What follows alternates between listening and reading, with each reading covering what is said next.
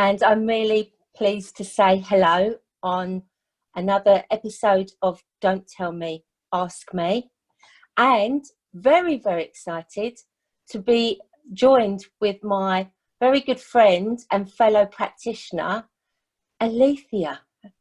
Hello. Good evening, Beverley. Thanks for inviting me. You're more than welcome. It's been a pleasure to invite you. So for people who don't know who we are, first of all, I'm Beverley Webb, and I'm a specialist recovery practitioner with the Chrysalis Effect and founder member of Step Forward Coaching, as I use wellness coaching, and I specialise in adults overcoming childhood trauma and abuse. And Alethea, if you would please, as a fellow practitioner yourself, because we were buddy coaches as well when we were doing our own training, I remember that first conversation that we had, and we said, let's hold hands and jump in at the deep end together. Do you remember? Yeah, I remember it well. So would you like to please introduce yourself so everybody knows who you are, what you're doing, like what you do right now? Yeah. So I'm Alethea, and I'm a specialist Chrysalis Effect practitioner, where I specialise in ME chronic fatigue and fibromyalgia recovery. And wellbeing coaching is just one of the tools that I use in my practice, which is Restore Massage and Holistic Therapies. I'm based in Northampton, and I also use Reflexology. I do massage, and I do body MOTs for people, and scar work. So I use a number of holistic therapies in my practice here, and yeah, thoroughly enjoy it. Although I'm not getting much practice at the moment outside of the family. So. Very appreciative of it, though. We're in different times at the moment, and obviously that restricts you on some of the modalities that you can obviously use at the moment. Yeah. So hence our title today is an invitation to connect. But I think what's really interesting for most people is because we all have our unique ways, but especially our own unique journeys, and that's how we connect with each other. So what I'm interested for you to share today is, can you take us back to a time before you were Restore Therapies and what you used to do in your former role? Yeah, sure. Well, my background is in research. I've worked for pharmaceutical research industry for the past 20 odd years, and since I graduated actually. And whilst in research, most of my time there, the latter time, was spent in corporate, well over 10 years working corporate in clinical research, mainly specialising in oncology, but many other therapy areas, all the therapy areas that were part of the portfolio there. So I'm used to liaising with regulatory authorities, patients, and specialists at the various hospitals, mainly in the UK, and lots of traveling, lots of deadlines, lots of training, continuous development, quite a dynamic and exciting lifestyle. And doing that alongside with raising my family. I'm married, I've got 3 kids, a house, all the other things that go with it. And so that was my career for most of the time until my early 40s, when I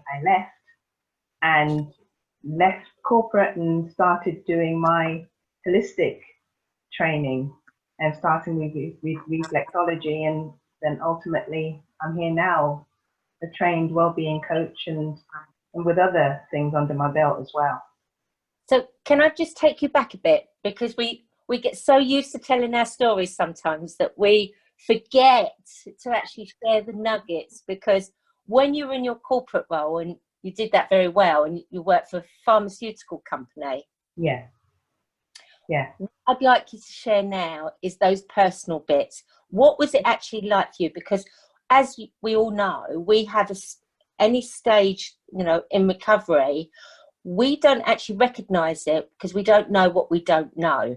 And when we're in what we call the denial stage, and when we're very stressed, when we're overwhelmed, when we're tired, we don't know that there's an option or there's choices. So can I take you back there for it, and for you to share some of your experiences at the time? Yeah, sure. For you, Beverley. Well, at the time when I was in the thick of things, like I said, it's a very dynamic role, and my latter memories were those of feeling overwhelmed, exhausted, incredibly tired, and a lot of my time was spent, well, a lot of my energy was spent just trying to maintain the status quo. I was using more and more energy trying to move forward with the career, but really I was struggling just to maintain. And I was experiencing a lot of pain in my body, in my back, in my neck, in my knees, and I just took it part and parcel of maybe getting older, or I decided, well, I needed to get fit. So I try and I had a busy schedule already, but I thought, no, I need to get fit. So I try and squeeze in gym work as well. But that didn't work. So most of my day, when I wasn't looking after the kids, I would be working, and then I would sleep, wake up in the middle of the night, try and catch up. And I was never able to catch up. I'd just be exhausted all the time. And just go back a little bit as well, because you're saying about with the children, you're saying about the work, but you're not actually sharing with us your commuting time. And it's funny what we accept. So how far were you traveling to commute? Well, a lot of the time I was working from home, Yes. but when I did travel, it varies depending on what I was doing. I would sometimes travel as far as Plymouth from Northampton, which is a good 4 or 5 hours drive. And I'd have maybe like a 10 o'clock meeting there. I'd spend the day, function there, then drive back. And at the time I had 3 kids under the age of 10. Yeah. So I'd go to Plymouth, or if I was going to the office, which was near Gatwick Airport, that would be a 2 or 3 hour drive. I'd either have to stay overnight, or invariably I'd try and come back because I wanted to be with the family. Yeah. So the travel time was on top of having a full 8 hour day at the desk, at least 8 hours. So yeah, it was very, very demanding, very demanding. And that just only contributed to the feeling of exhaustion. I just couldn't maintain that. And in all fairness, even listening to you, I'm tired listening. Without living that day. Yeah. And say what you were doing is so normal. You're feeling like you want to get fitter, you want a little bit more energy, so you're going to go to the gym as well and get fit. And we've done that. But when you look back with hindsight, wow, were you Superwoman? Oh gosh, I was trying to be. I just remember at the time, I just feared that I was losing my edge. Yeah.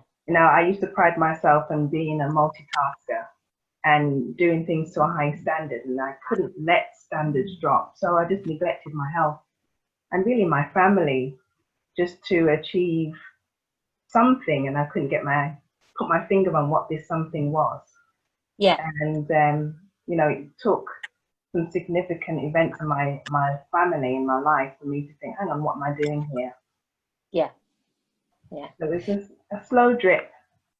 So as we know as practitioners now, because we've done the study, we've done the accreditations, etc., it's been a journey for both of us. Yeah. There's always a tipping point. So for anyone listening to us, we think of a container ship going across the sea, because we know this image through our training. You can put all the different containers on that ship, but there'll be one little bit that just tips the ship over, or the straw that breaks the camel's back. So what was it that led you to do your crash? Because that's what it is. It's the crash, isn't it? Yeah. Well, I had quite a few what we know as mini crashes, and like I said, mine was a slow drip, and I think it was the loss of my brother helped me to pay attention to what was happening in my life. And interestingly, he died from cancer, the very area that I was specializing in. Wow. And that just sort of contributed to me feeling that what I was doing really wasn't what I wanted to do. And I knew that the research that I was involved in wasn't the answer for everybody, for the majority of people. In fact, it had an adverse effect. And I just felt there was more out there, and there was more to it, to good health, than pharmaceuticals. Yeah.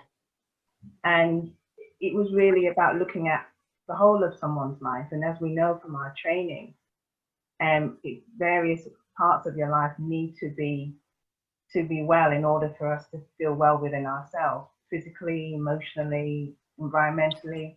So without realizing it, I was going through those stages myself, and this bereavement in the family sort of helped me focus on that. Yeah. Thank you, because we're talking now and we know it because we live it now. But even when you speak environmentally, when we speak about the environment, we always think about the planet, the world, the environment. But actually, what we sometimes don't take into account is the environment around us in our everyday life, in our own homes, in our relationships, in our working practice, even getting into our car. That's still an environment. Yeah, absolutely.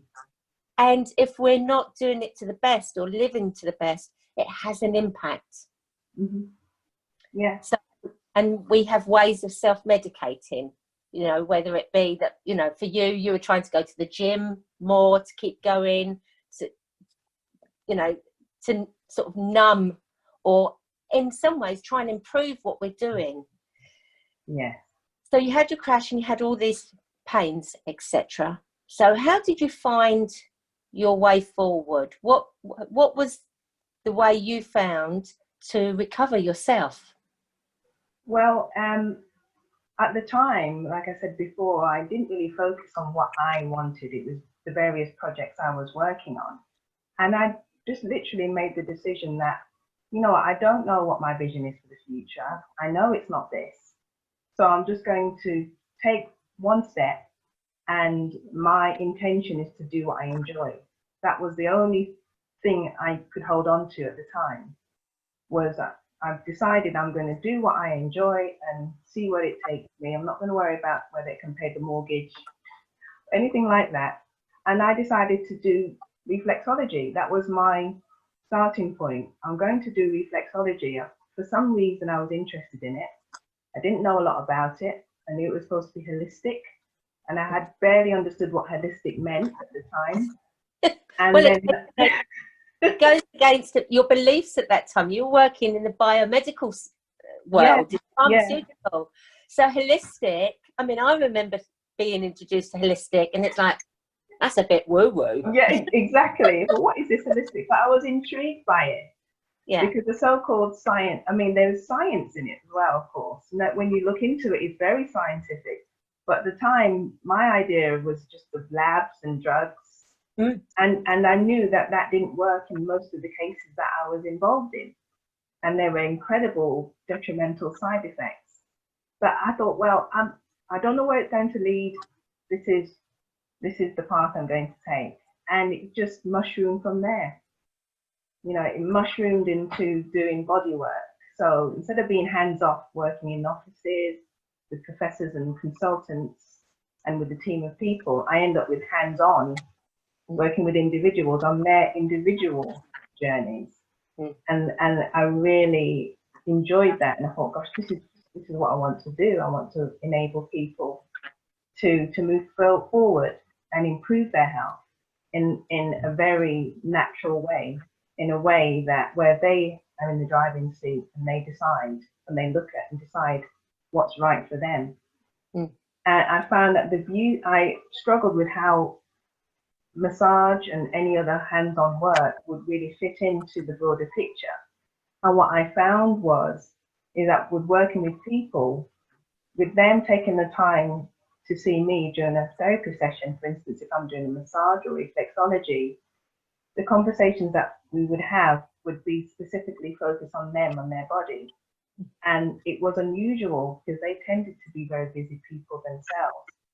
they would take the time to think about, oh, right, yeah, you know, my body is quite remarkable after all. And instead of them leaving thinking, oh, my leg hurts, my back hurts, we'll be thinking, wow, isn't your body incredible? You know, your body does this. So I'd be educating a lot. And then they would tune in and they'd think about themselves differently. It's almost like they would reconnect with themselves on a physical and an emotional level as well. And then that would just really mushroom into them making changes in their life that they hadn't really considered, you know, before coming into our safe space. So it's really powerful and very effective. So obviously we're both, you know, specialist practitioners, and we use coaching as well in that. So it's about enabling others. But all of us as practitioners in whatever field we're in, there's always that sweet spot when you're working with a client. So for you, what's the sweet spot for you with your client?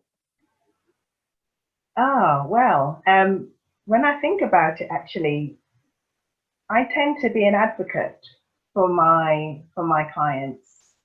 Because of my background working with the NHS and with pharmaceuticals, I had a lot to do with some of the mechanics and structures involved in how people are delivered healthcare.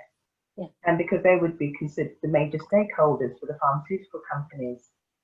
So if somebody came with an ailment and they'd be frustrated with their many visits to the doctor or maybe the physio, and they'd be really frustrated about, you know, how come I'm not going forward? Something is wrong with me. You know, I'm not getting the right treatment, or I don't know what's available. I would I would be coaching them without necessarily them realizing a lot of the time, and educating them as well. This is how it works actually. When you go to your primary physician, then they have a certain number of options, but there are wider options. There are wider options. So with that knowledge, a lot of the time they would go off and find those wider options and then work out a plan of action for themselves as to how they're going to go about achieving what they want for themselves health-wise. It's just that knowledge really enables them. So I'd be an advocate for them, and often they would prepare themselves and come back with an update when I've done this, this and this, and they'd make dramatic changes. You know, they would feel very empowered with just that little bit of insight. Yeah. And we don't know what we don't know, and Elaine's always saying that to us. Elaine's always saying, it's so true. So going back to your own journey now as well. So your 3 wonderful daughters are much older.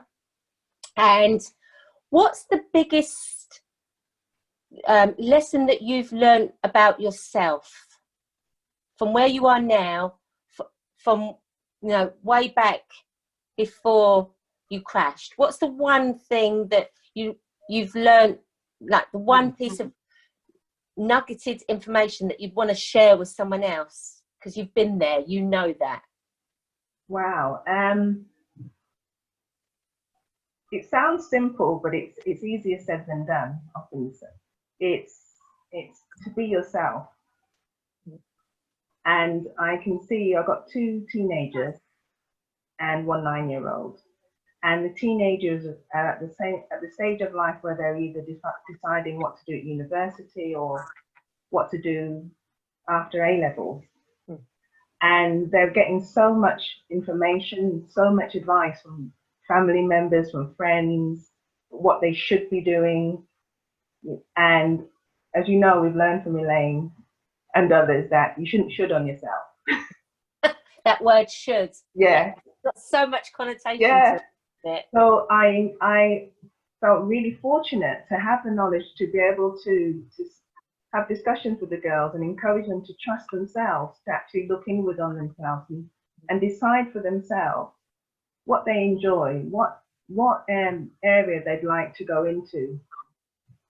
And it was a bit awkward for them at the beginning, but now they're in the habit of using themselves as their own gauge. Yeah. which brings its own challenges, of course, but ultimately it's their lives. And I think they feel very much more empowered, and they're not concerned about taking the wrong route, because there isn't a wrong route. It's just about taking that next step and then making adjustments when they get perspective from that new position. So yeah, just working on being yourself and trusting your own instincts. Absolutely. And that's often, like you say, it sounds simple, but we often think about everyone else. What does everybody else want? Yeah. So, you know, within a working environment, what do they think of us? What am I achieving? Yes. Yeah. How will I look? You know, what am I earning? What status have I got? What kind of job have I got? Rather than what is it I want to do? What is it is my own passion, my life purpose? Yeah. Yes. Yeah. I mean, it's funny where that inspiration will come from. And just going back to my own journey and where I first started or made the decision to do the well-being coaching was just incidental when I came across the Chrysalis Effect and had a conversation with Elaine, and went on a just sort of one-day introductory session just to find out what all this M.E CFS stuff was all about. And by watching that presentation, I realized I could see myself. I thought, oh my goodness, I'm in phase one, sort of going between phase one and, oh my goodness. So that, I sort of tucked that away. And I could see that, although I didn't know what to do about it at the time, I could see that there was another way of being, that the way I was living wasn't the optimal way. I knew that for one thing, but on top of that, that there was something that could be done about it. And so on, ultimately I ended up working, you know, coaching, learning with you. Yeah. And working with other people as well. Yeah. And that's what I like about the fact that we're all accredited under the Chrysalis Effect, but we work independently, but we refer to each other. Yes. Because we all have our own areas of specialism. So that's something that I'd like to do now, because most of us know about reflexology, but just occasionally we think we know about things, but we don't. So I know you can't do hands-on, but is there a few tips that we can use? Because I know that reflexology is ultimately from the feet, but sometimes we can use our hands as well. Yes, yes, you can. If you could just give us, you know, about 4 minutes talking to us about reflexology and just giving us even a basic tip to start us off. Okay, I'm happy to do that.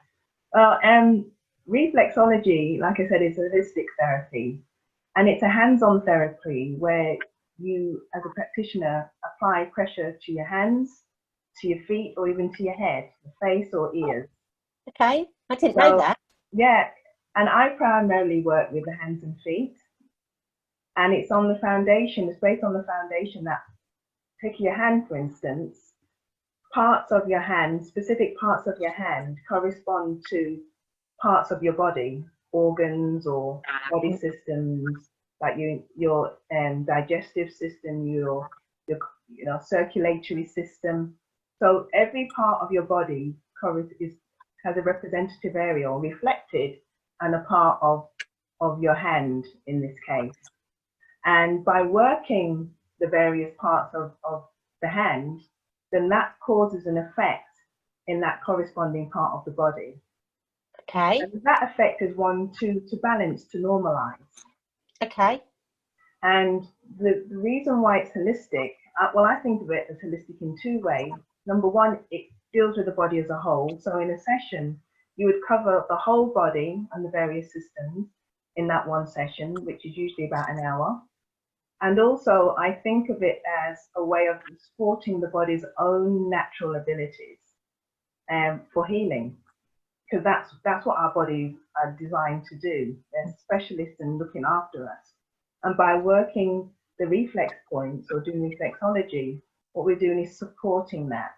and it's incredibly gentle, and it's incredibly powerful and straightforward. That's the beauty of it. It's really straightforward. So obviously, normally a practitioner would be working. I would be working with a person, but a tip that would be relevant now, especially with people feeling stressed because of what's happening in the world or in our lives, reducing stress is one of the ways which we can help ourselves. You know, dealing with anxiety and those sorts of things. And from our training, we know that one of the key areas, I think of it as ABC in my head when I'm giving these tips. I think ABC, and the A represents the adrenals, because the adrenals is the part of the body, organ just on top of the kidneys, which deals with releasing sort of the stress hormone. So working in the point in your hand, the reflexes to do with adrenals is one. The second one I think about with stress would be B, which is breath. So as you know, our breath is connected to all the emotions that we experience, whether it's anger or fear or joy, that affects the breath. So we can work a point in our hand to do with the chest area, the breath. And then the C would represent, I would think of the core. So for the core, think about that pit, that feeling that you get in the pit of your stomach when you're feeling nervous or anxious.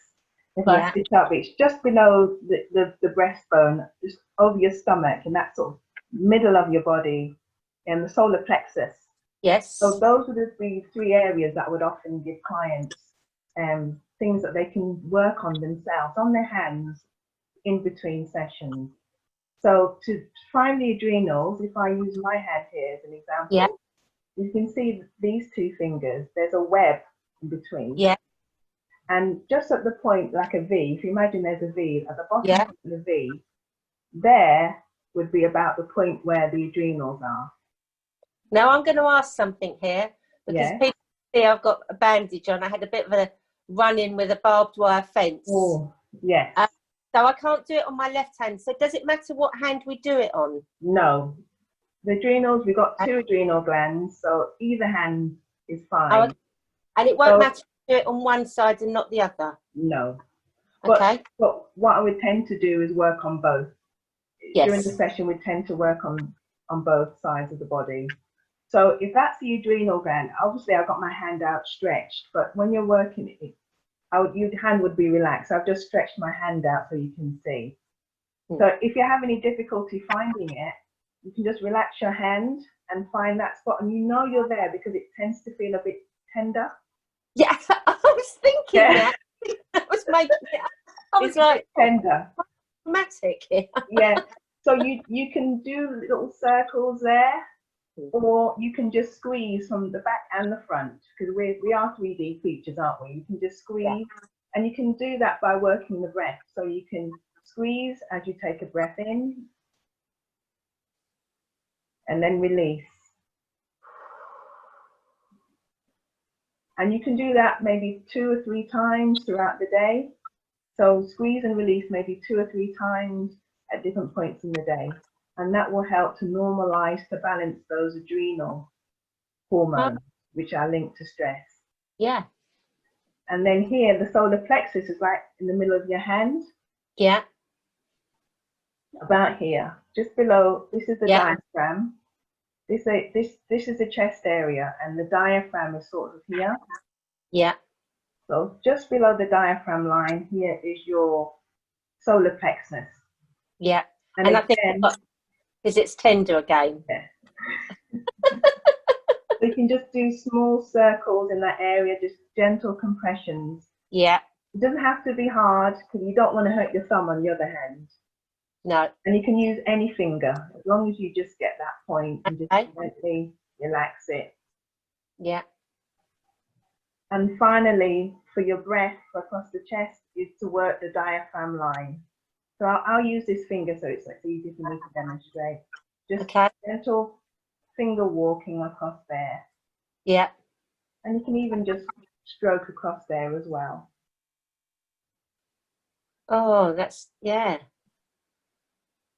Oh, that's lovely. Thank you, Alethea. You're welcome. You know, we're creatures of habit a lot of the time. And I mean, I know what reflexology is on our feet, etc. I've never used it on the hands. And obviously, you've given me some wonderful reflexology, and it is wonderful. But it's nice for other people while they're listening in to see, you know, to hear about really the benefits of it. Yeah. And I have to say, I can't believe how quickly the time's gone, because half an hour's gone already. So I'd like to say thank you so much for joining in the conversation today on Don't Tell Me, Ask Me. Alethea, it's been an absolute pleasure having you. And I'm going to say goodbye. And anyone listening, if you've got any questions, please don't hesitate to contact either myself through Step Forward, or you'll find Alethea Sterling on Facebook. And if you contact me, I can give her details to you anyway. You'll also find us in the practitioner directory on the chrysaliseffect.co.uk. So until the next episode, thank you very much and goodbye. Thank you, Beverley. Bye.